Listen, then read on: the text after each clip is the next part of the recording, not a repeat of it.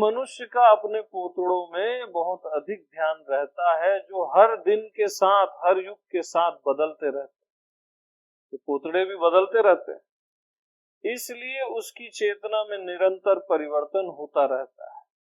इसलिए उसका शब्द, जो उसकी चेतना की अभिव्यक्ति है, कभी भी अर्थ में स्पष्ट और निश्चित नहीं होता, और इसलिए उसके विवेक पर धुंध छाई रहती है, और इसलिए उसका जीवन असंतुलित है। यह तिगुनी उलझन है, क्योंकि वह हर समय और युग के हिसाब से बदलते रहते हैं, मान्यताएं, आवरण, धारणाएं, है ना। इसलिए मनुष्य सहायता की प्रार्थना करता है। उसका आर्तनाद अनादिकाल से गूंज रहा है, वायु उसके विलाप से बोझिल है, समुद्र उसके आंसुओं के नमक से खारा है, धरती पर उसकी कब्रों से गहरी झुर्रियां पड़ गई, आकाश उसकी प्रार्थनाओं से बहरा हो गया है। आकाश मनुष्य की प्रार्थनाओं से बहरा हो गया है, और यह सब इसलिए कि अभी तक, और यह सब इसलिए कि अभी तक वह अपने मैं का अर्थ नहीं समझता, जो उसके लिए पोतड़े और उनमें लिपटा हुआ शिशु है। मैं कहते हुए मनुष्य शब्द को दो भागों में चीर देता है। नॉर्मली क्या होता है, मैं कहते हुए मनुष्य शब्द को दो भाग में चीर देता है। एक उसके पोतड़े, दूसरा प्रभु का अमर अस्तित्व, असली में,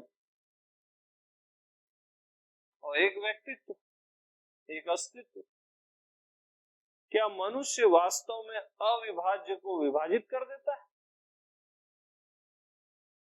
क्या मनुष्य वास्तव में अविभाज्य को विभाजित कर देता है? प्रभु न करे ऐसा हो। अविभाज्य को कोई शक्ति विभाजित नहीं कर सकती, ईश्वर की शक्ति भी नहीं। मनुष्य अपरिपक्व है, इसलिए विभाजन की कल्पना करता है,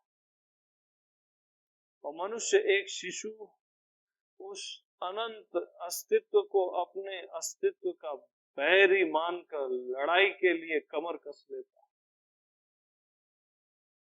और युद्ध की घोषणा कर देता है। खुद को अपने व्यक्तित्व माना तो ये सबसे तो युद्ध की घोषणा हो गई ना, अंतहीन युद्ध है। फिर इस युद्ध में जो बराबरी का नहीं है, मनुष्य अपने मांस के चीथड़े उड़ा देता है, अपने रक्त की नदियां बहा देता है, जबकि परमात्मा जो माता भी है और पिता भी, स्नेह पूर्वक देखता रहता है, क्योंकि वह भली भांति जानता है कि मनुष्य अपने उन मोटे पर्दों को ही फाड़ रहा है और अपने उस कड़वे द्वेष को ही बहा रहा है, जो उस एक के साथ उसकी एकता के प्रति उसे अंधा बनाए हुए,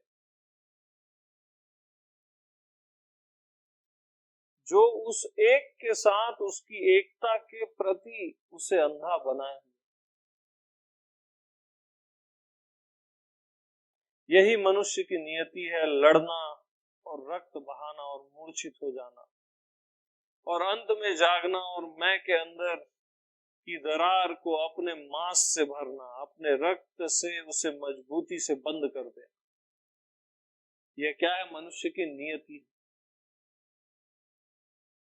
इसलिए साथियों, तुम्हें सावधान कर दिया गया है, और बड़ी बुद्धिमानी के साथ सावधान कर दिया गया है कि मैं का कम से कम प्रयोग करो, क्योंकि जब तक मैं से तुम्हारा तात्पर्य पोतड़े हैं,